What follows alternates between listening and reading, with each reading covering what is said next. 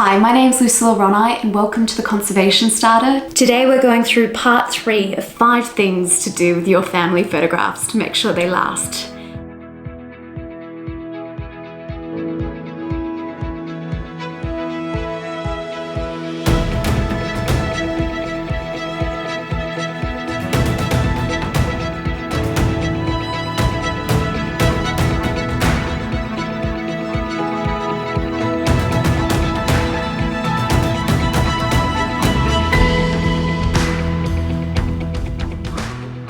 So you've worked out what you have. Step number 3 is to do a clean. So let's jump right in.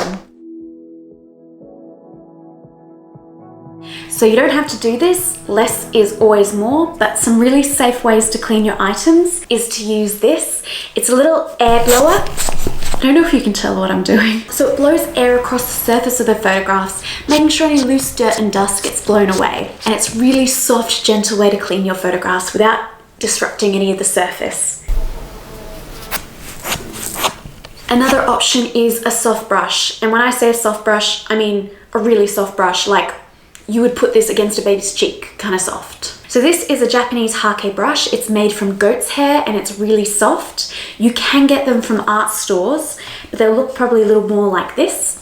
So this is perfectly fine to use.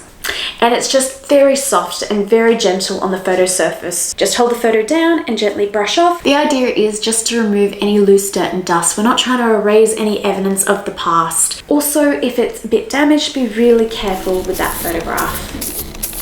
Thank you for joining me for how to clean your family photographs. Make sure you check out part 1 and part 2, which show you how to handle and how to identify your photographs.